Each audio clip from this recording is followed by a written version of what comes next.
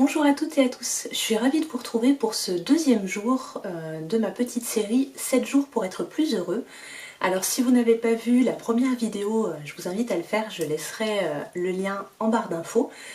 Je vous propose donc 7 jours de pistes, d'idées pour essayer d'être plus heureux au quotidien. Alors on recommence aujourd'hui avec une nouvelle idée et on va parler de déconnexion. Voilà. Alors, je ne sais pas si vous êtes comme moi, mais je passe beaucoup trop de temps sur mon téléphone ou sur mon ordinateur. Alors, moi je suis très Instagram, le reste des réseaux sociaux, je m'en fiche un peu, mais Instagram et puis YouTube, ce sont vraiment deux endroits, entre guillemets, où je passe beaucoup de temps, beaucoup trop. Et je me suis dit que, voilà, pour être plus heureuse, il fallait aussi que je me déconnecte et que je me reconnecte du coup avec la réalité et les gens autour de moi.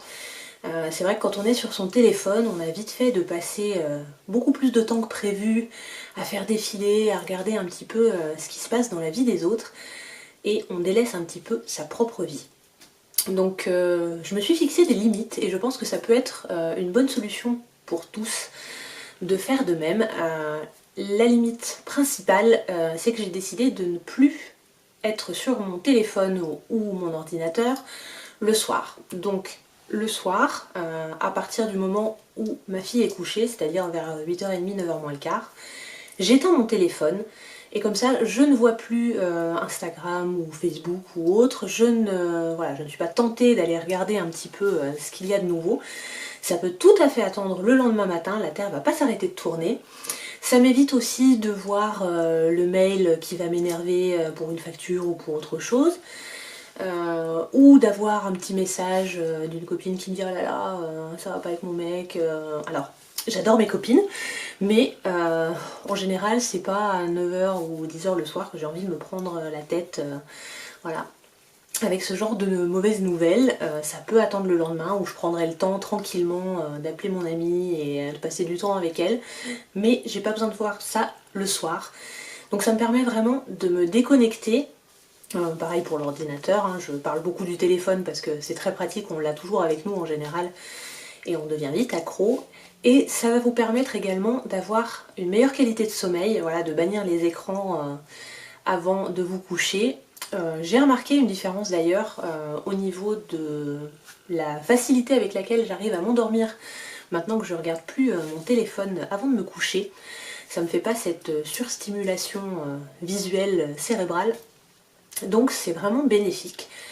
Et en général ce que je fais, donc j'éteins mon téléphone le soir et je le laisse pas dans ma chambre parce que c'est vrai que sinon le premier réflexe que j'avais un petit peu le matin, c'est qu'une fois que j'étais réveillée, j'allumais mon téléphone et voilà, je passais un petit moment sur Instagram ou autre à regarder les nouveautés et je perdais vite beaucoup de temps justement à faire ceci. Donc ça m'a permis d'être donc plus reposée, d'avoir une meilleure qualité de sommeil et en plus ça me permet aussi de gaspiller, de perdre moins de temps sur mon téléphone ou sur l'ordinateur.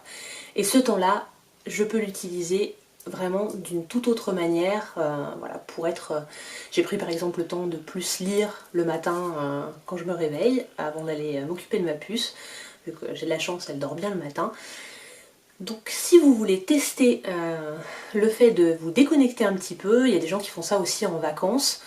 En vacances, je le faisais déjà depuis un moment, mais je pense que ce qui est vraiment important, c'est le quotidien, parce que tous les jours, on fait un petit peu les mêmes choses, on répète les mêmes erreurs, et je pense que c'est bien de prendre cette habitude, de prendre une nouvelle bonne habitude pour être plus heureux.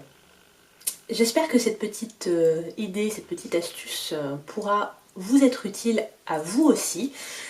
J'ai hâte de vous retrouver demain pour un nouveau conseil. N'hésitez pas à me laisser un petit message en commentaire si ce que je viens de vous dire vous parle, si vous aussi vous êtes ou vous étiez une accro du téléphone ou de l'ordinateur, et si vous avez envie de changer, si vous pensez que ça pourrait vous être utile, ou si vous avez d'autres astuces liées à la déconnexion.